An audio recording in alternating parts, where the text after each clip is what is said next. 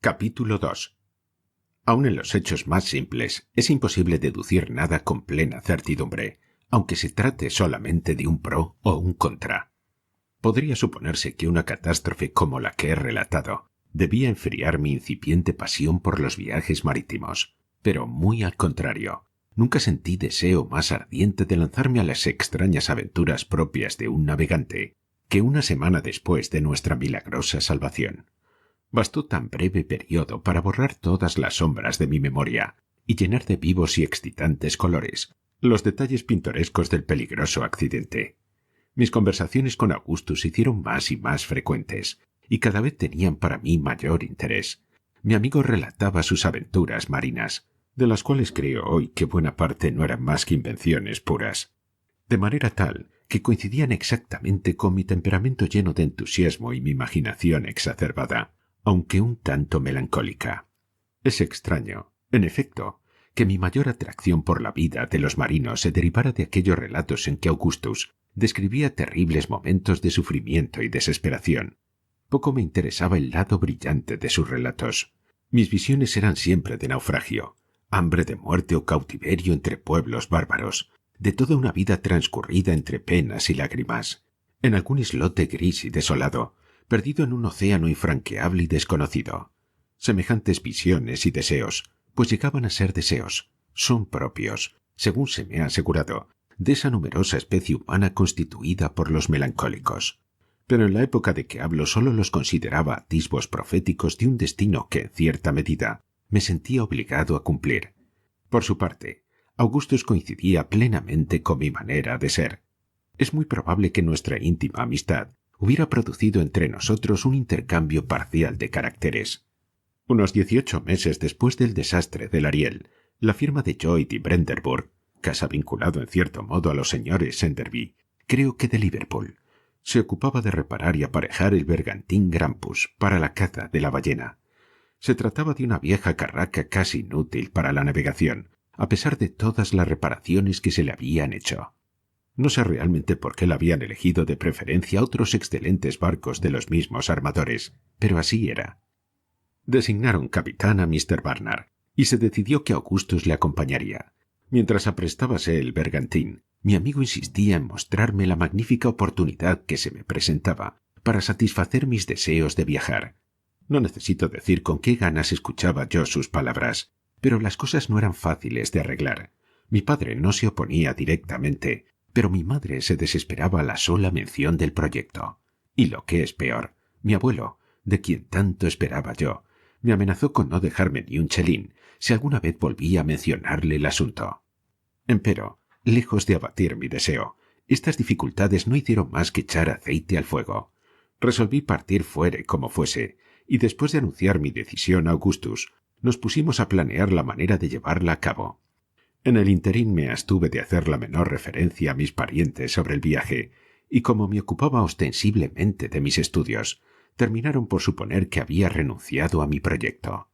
No me ha faltado ocasión de examinar más tarde mi conducta en aquella ocasión, y me he sentido tan sorprendido como desagradado.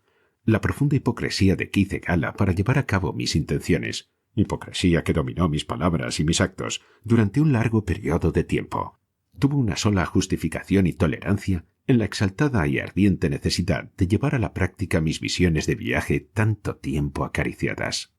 En cumplimiento de mi plan de disimulo, me vi obligado necesariamente a interrumpir mi frecuentación de Augustus, quien pasaba gran parte del día a bordo del Grampus, ocupado en algunas instalaciones que su padre necesitaba en la cabina y en la bodega.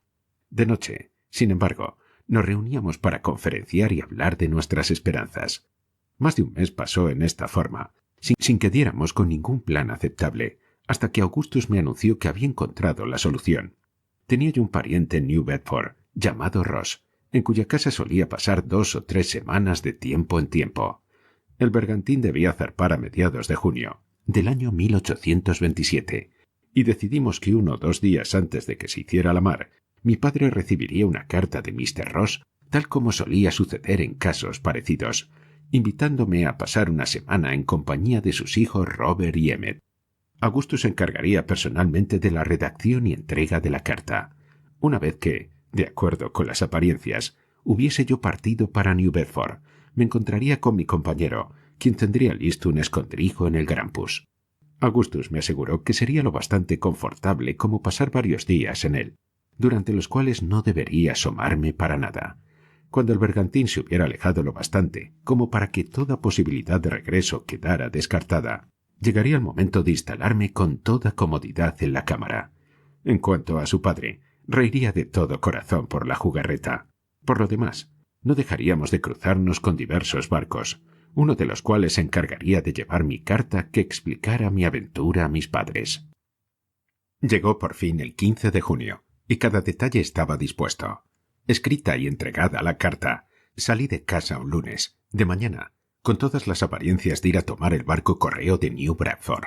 Me encaminé, en cambio, en busca de Augustus, que me esperaba en una esquina. Nuestro plan original consistía en mantenerme oculto hasta que llegara la noche, para embarcarme secretamente en el bergantín.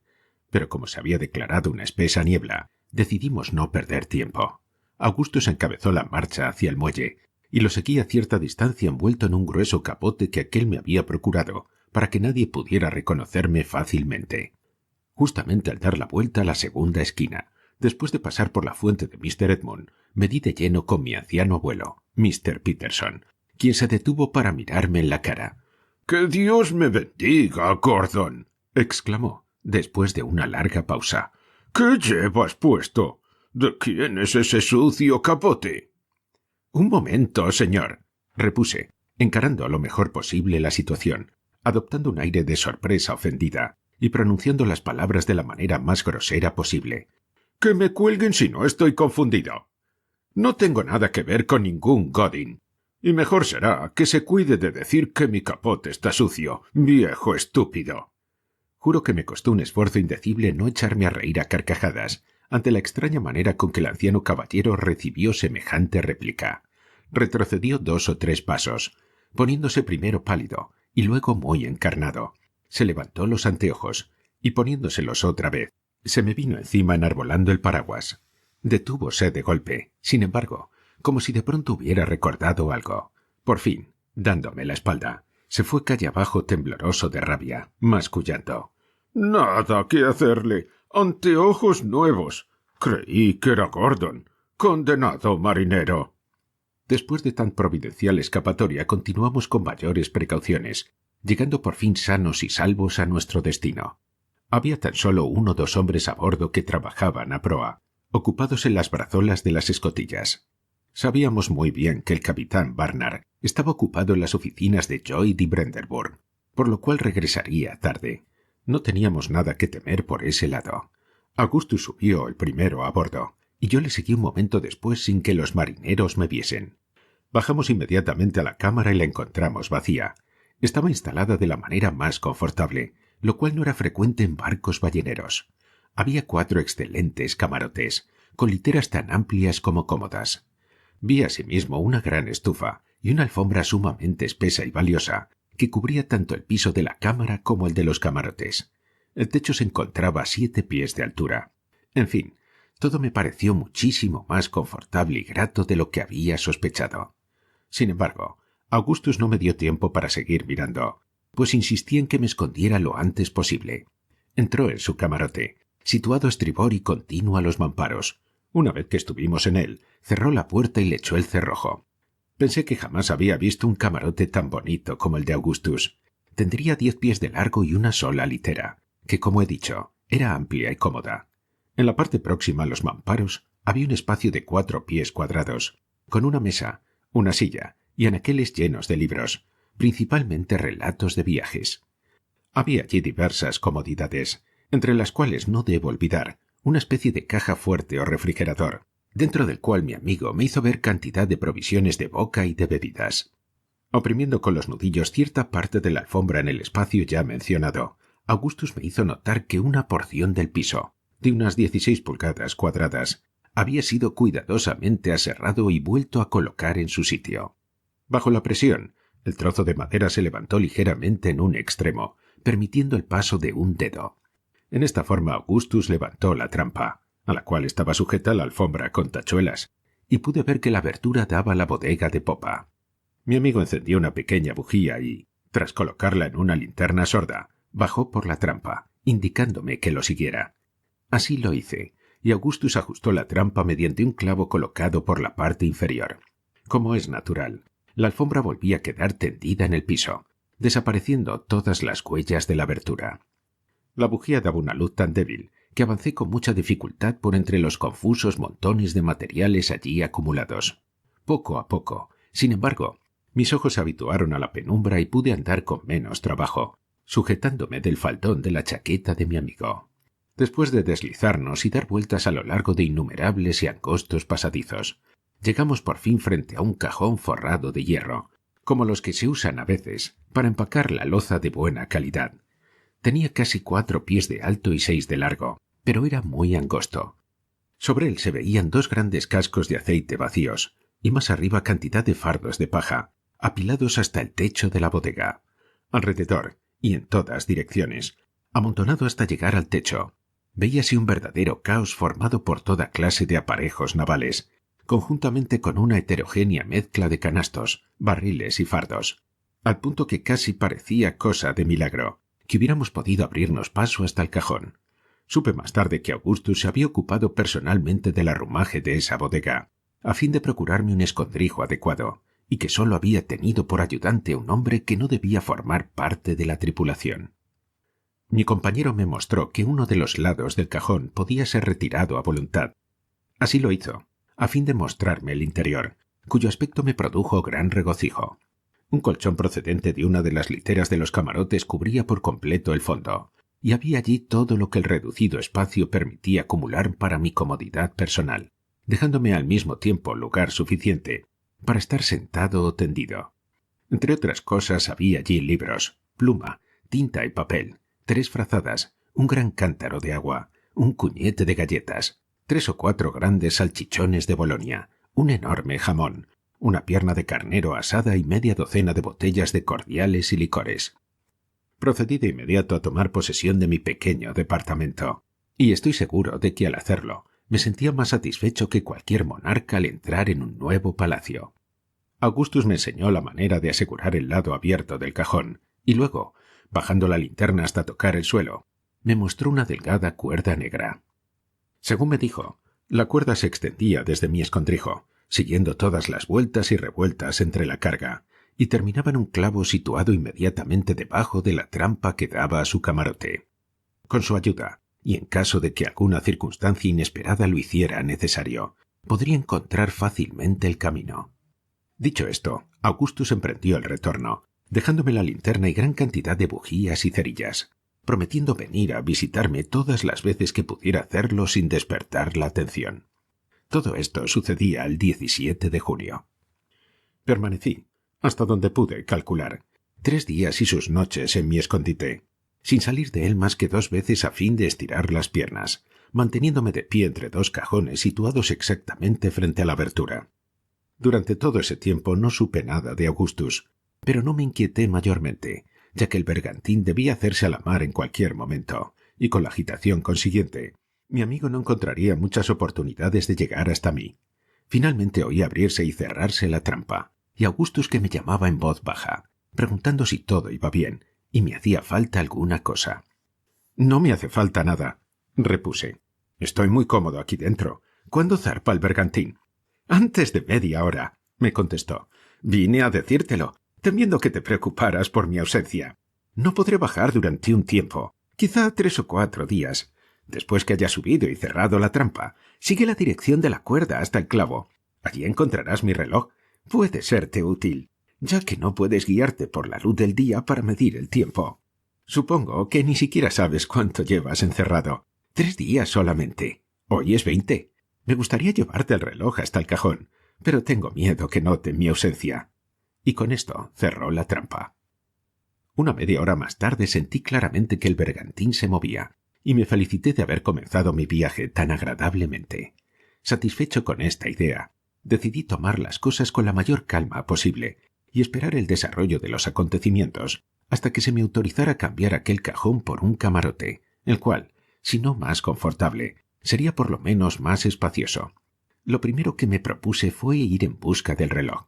Dejando encendida la linterna, Avancé en las tinieblas siguiendo la soga a través de innumerables revueltas, en algunas de las cuales descubrí que, después de bregar largo rato, volvía finalmente a 1 o 2 pies de mi posición anterior. Llegué por fin hasta el clavo, me apoderé de lo que buscaba y volví sano y salvo al cajón. Me puse entonces a examinar los libros que tan precavidamente me había dejado Augustus, y seleccioné como lectura la expedición de Lewis y Clark a las bocas del río Columbia. Me entretuve así un tiempo, hasta que, sintiendo sueño, apagué cuidadosamente la luz y pronto me quedé profundamente dormido. Al despertar, mis ideas eran extrañamente confusas, y pasó un tiempo antes de que pudiera recordar las diversas circunstancias de mi situación. Paulatinamente, sin embargo, llegué a reconstruirlas todas.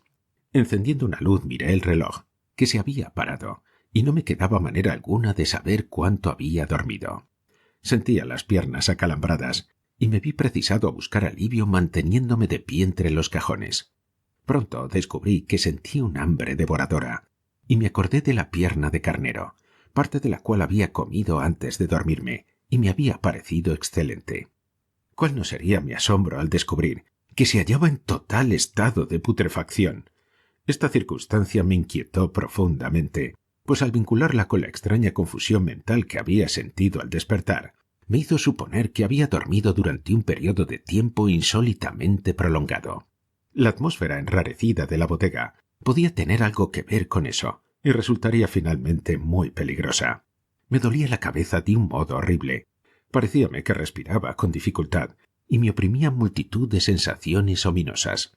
Pero a pesar de esto no podía atreverme a abrir la trampa, o a causar alguna otra perturbación, de manera que me limité a dar cuerda al reloj y a tratar de tranquilizarme lo mejor posible. Durante las fatigosas 24 horas siguientes nadie vino en mi auxilio, y no pude menos de acusar mentalmente a Augustus por el más grosero de los descuidos. Lo que me alarmaba sobre todo era que el agua de mi cántaro estaba reducida a media pinta, y que lo mucho que había comido de las salchichas de Bolonia, luego de la pérdida del carnero, me había producido una intensa sed. Me sentí muy intranquilo y ya no pude interesarme por los libros. Me dominaba asimismo el deseo de dormir, pero temblaba a la sola idea de entregarme al sueño, pensando que en la enrarecida atmósfera de la bodega podía haber emanaciones de carbón de leña. Entretanto, los rolidos del bergantín me probaban que nos hallábamos en alta mar, y un apagado zumbido que llegaba como desde una inmensa distancia parecía indicar que soplaba un viento de fuerza poco común. Imposible era imaginar las razones de la ausencia de Augustus.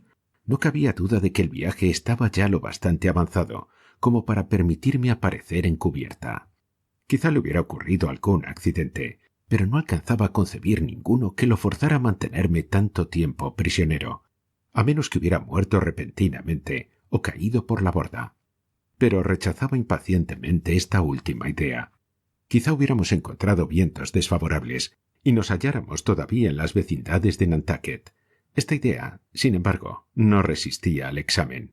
De haber sido exacta, el bergantín hubiera virado frecuentemente de bordo, y por la continua inclinación a babor que mantenía, era evidente que navegaba con viento constante de estribor. Además, suponiendo que aún nos halláramos en las proximidades de la isla, ¿por qué no venía Augustus a informarme de esa circunstancia? Meditando así en las dificultades de mi solitaria y lúgubre situación, me resolví esperar otras 24 horas, tras de las cuales, si no me llegaba auxilio, me abriría camino hasta la trampa tratando de ponerme al habla con mi amigo, o por lo menos respiraría unas bocanadas de aire puro y obtendría una provisión de agua fresca del camarote. Mientras debatía estos pensamientos, y a pesar de resistirme con todas mis fuerzas, no tardé en sumirme en un profundo sueño que más bien debería denominar sopor. Espantosas pesadillas me asaltaron. Me sentí víctima de las peores especies de calamidades y horrores. Entre otros, fui ahogado entre espesas almohadas por demonios de aspecto tan horrible como feroz. Inmensas serpientes me ceñían en su abrazo, mirándome el rostro con sus ojos que brillaban espantosamente. Luego se extendieron ante mí ilimitados desiertos, que eran la soledad y la desesperación mismas. Troncos de árboles inmensamente altos, grises y desnudos, alzábanse en interminable sucesión hasta donde alcanzaba la mirada. Sus raíces estaban sumergidas en grandes ciénagas, cuyas lúgubres aguas eran intensamente negras, tranquilas y terribles. Y los extraños árboles parecían dotados de vida humana, y moviendo de un lado a otro sus esqueléticos brazos, clamaban misericordia a las aguas silenciosas, con acentos del más hondo dolor y desesperación. La escena cambió. Ahora me hallaba, solo y desnudo, en las ardientes arenas del Sáhara. A mis pies yacía tendido un fiero león de los trópicos. Repentinamente sus salvajes ojos se abrieron y me miraron. Enderezóse de un salto, mostrando sus horribles colmillos. Un segundo después brotaba de su garganta un rugido semejante a un trueno, que me hizo caer por tierra. Sofocándome en un paroxismo de terror, logré por fin despertarme a medias. Pero mi sueño no era completamente un sueño. Ahora, al menos, estaba en posesión de mis sentidos, y las patas de un monstruo de verdad oprimían pesadamente mi pecho. Sentí un ardiente aliento en mi oreja, y sus blancos y horribles colmillos brillaban contra mi cara en la penumbra. Si 1000 vidas hubieran dependido del movimiento de uno de mis miembros o de la pronunciación de una palabra, no habría sido capaz de moverme ni hablar. La bestia, fuera lo que fuese, se mantenía sobre mí sin intentar por el momento ninguna violencia, mientras me hallaba tendido en la más indefensa de las situaciones y al borde de la muerte irremisible. Sentí que mis facultades físicas y mentales me abandonaban, que me estaba muriendo y que me moría de puro terror. Mi cerebro era un torbellino. Me sentía presa de la más horrible náusea, perdía la vista, y hasta aquellas fulgurantes pupilas al lado de mi cara se tornaban confusas. Con un último y vehemente esfuerzo, alcancé a encomendarme débilmente a Dios y me resigné a perecer. El sonido de mi voz pareció despertar la furia latente del animal. Precipitóse de lleno sobre mí. Pero, ¿cuál no sería mi sorpresa cuando, después de un profundo y ahogado gemido, comenzó a lamerme la cara y las manos con la mayor solicitud, con las más extravagantes demostraciones de cariño y de alegría? Me sentí presa de un vértigo, envuelto en un inexpresable asombro. Pero no podía dejar de reconocer la especial manera de gemir de mi Terranova tigre y la rara manera que tenía de acariciarme. Sí, era él. Sentí que la sangre se me agolpaba bruscamente en las sienes, y en un vertiginoso y subyugante sentimiento de liberación y renacimiento. Me enderecé precipitadamente del colchón en el cual yacía, y arrojándome al cuello de mi fiel seguidor y amigo, alivié la prolongada opresión de mi pecho en un torrente de conmovidas lágrimas. Tal como en la ocasión precedente, mis pensamientos eran muy confusos en el momento de despertar. Durante largo rato fui incapaz de relacionar las ideas, pero, poco a poco, recobré la facultad de pensar y volví a pasar revista a los diversos incidentes de mi situación. Inútilmente traté de explicarme la presencia de Tigre, y después de descartar 1000 conjeturas, tuve que contentarme con la alegría de que se hallara junto a mí, compartiendo tan terrible soledad y confortándome con sus caricias. Mucha gente ama a su perro, pero yo tenía por Tigre un afecto que excedía lo normal. La verdad es que jamás criatura alguna lo mereció tanto. Durante 7 años había sido mi compañero inseparable, y en multitud de ocasiones dio pruebas de las nobles cualidades que distinguen a su raza. Lo había salvado, siendo cachorro, de las garras de un malvado mozalbete de Nantucket que, luego de echarle una cuerda al cuello, lo arrastraba al agua para ahogarlo, y cuando creció, saldó su cuenta unos 3 años más tarde, al salvarme del garrote de un salteador callejero. Tomando el reloj, lo apliqué al oído y vi que había vuelto a pararse, pero esto no me sorprendió en lo más mínimo, ya que estaba convencido, a juzgar por lo que sentía, de que había vuelto a dormir muchísimo tiempo, aunque me fuera imposible precisarlo exactamente. Me consumía la fiebre y sentía una sed intolerable. Busqué a tientas en el cajón mi pequeño remanente de agua. Estaba a oscuras, pues la bujía se había consumido hasta el fondo de la linterna, y no encontraba la caja de fósforos. Di, sin embargo, con el cántaro, y descubrí que estaba vacío. Indudablemente Tigre no había podido resistir la tentación de beber, y asimismo había devorado los restos de carnero, cuyo hueso montado encontré al asomarme fuera del cajón. No me importaba la carne, dado que estaba echada a perder, pero me espantó comprender que me había quedado sin agua. Sentíame muy débil, al punto que no podía hacer el menor movimiento, sin temblar de la cabeza a los pies como si tuviera calentura. Para colmo de males, el bergantín cabeceaba y rolaba con gran violencia, y los barriles de aceite colocados sobre el cajón se hallaban en peligro de venirse al suelo, bloqueando mi único medio de ingreso o salida. Sentí asimismo los terribles efectos del mareo. Pensando en todo esto, resolví llegar de cualquier manera hasta la trampa, en busca de un socorro que quizá más adelante me fuera vedado. Resuelto a ello, busqué otra vez a tientas las cerillas y las bujías. Encontré las primeras, pero, al no ver las bujías en su sitio, que recordaba perfectamente, abandoné la búsqueda por el momento, y luego de mandar a Tigre que se estuviera quieto, inicié mi viaje en dirección a la trampa. La tentativa me probó que mi debilidad era mucho mayor de lo que había supuesto. Apenas podía avanzar reptando dificultosamente, y con frecuencia sentía que mis piernas se paralizaban. De boca contra el suelo, permanecí inmóvil durante largos minutos, en un estado que bordeaba la insensibilidad, pero seguí luchando, metro a metro, temiendo a cada instante desmayarme, en aquellas angostas e intrincadas revueltas de la carga, donde inevitablemente me esperaría la muerte. Por fin, echándome hacia adelante con toda la energía de que era capaz, di de cabeza contra el agudo filo de un cajón reforzado de hierro. El accidente solo me aturdió por un momento, mas no tardé en descubrir, con inexpresable desesperación, que los acentuados movimientos del barco habían hecho caer el pesado cajón, atravesándolo en mi camino de manera que lo bloqueaba por entero. A pesar de mis violentos esfuerzos, no pude desviarlo una sola pulgada, pues se hallaba estrechamente encajado entre los restantes cajones y aparejos del barco. Débil como estaba, no tenía más que dos alternativas: abandonar la guía de la cuerda y buscar un nuevo paso hasta la trampa, o trepar sobre el cajón hasta poder seguir mi camino del otro lado. Lo primero presentaba demasiadas dificultades y peligros como para no estremecerme de solo pensarlos. Dadas las condiciones físicas y mentales en que me hallaba, perdería infaliblemente el camino si lo intentaba, pereciendo de la manera más miserable entre aquellos horribles y repugnantes laberintos de la cala. Sin vacilar, pues, me decidí a reunir mis fuerzas y tratar de subirme como pudiera a lo alto del cajón. Al enderezarme con esta intención, me di cuenta de que la tarea era aún más difícil de lo que había supuesto. A cada lado del estrecho pasadizo se alzaba una enorme pared formada por diversos y pesados materiales, que al menor error de mi parte podía precipitar sobre mi cabeza, o, si me salvaba de esto, bloquear completamente el pasaje de regreso, tal como lo estaba el de la ida por el cajón. Noté que este último era largo y pesado, sin el menor asidero para trepar.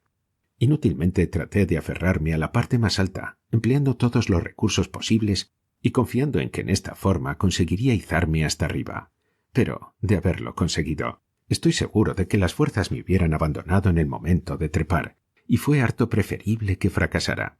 Por fin, al hacer un desesperado esfuerzo para mover el cajón, sentí que cedía ligeramente la parte situada de mi lado. Pasé rápidamente la mano por el borde de las tablas y noté que una de las más grandes se hallaba a media suelta.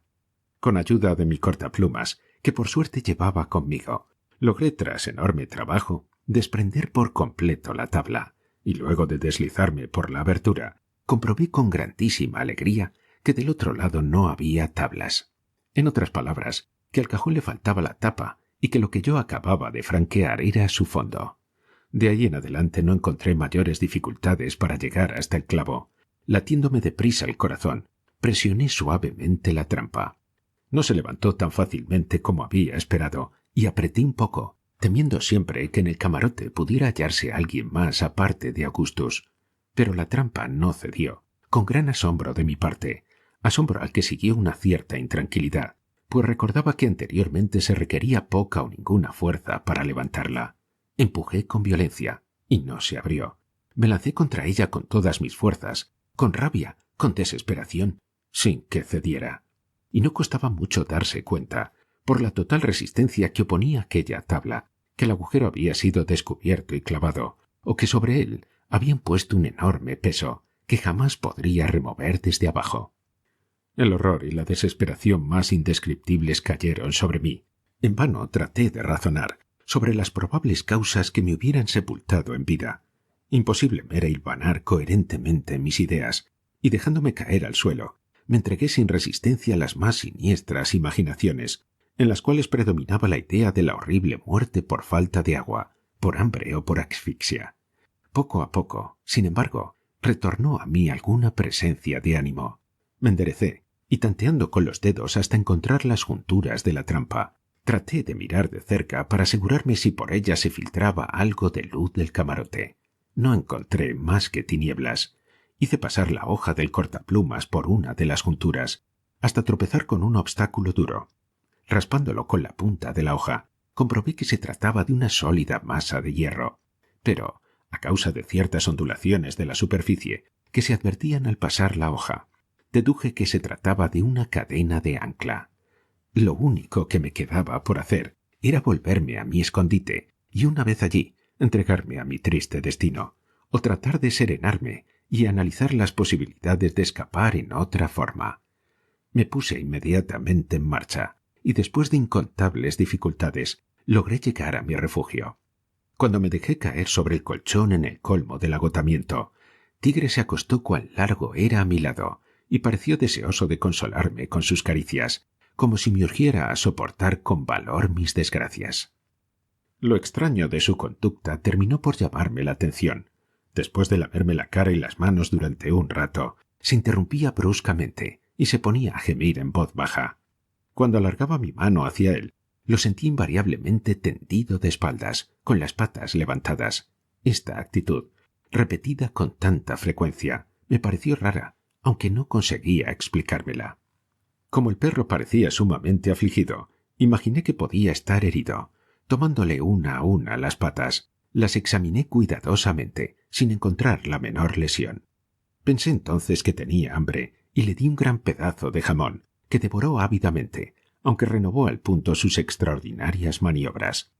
Se me ocurrió entonces que debía estar padeciendo, como yo, de sed, y aceptaba ya esta conclusión, cuando se me ocurrió que solamente le había examinado las patas, y que quizá estaba herido en la cabeza u otra parte del cuerpo. Le acaricié cuidadosamente la cabeza, sin encontrar nada, pero al pasarle la mano por el lomo, advertí que en una zona el pelo estaba levantado. Lo toqué con un dedo y descubrí un cordel.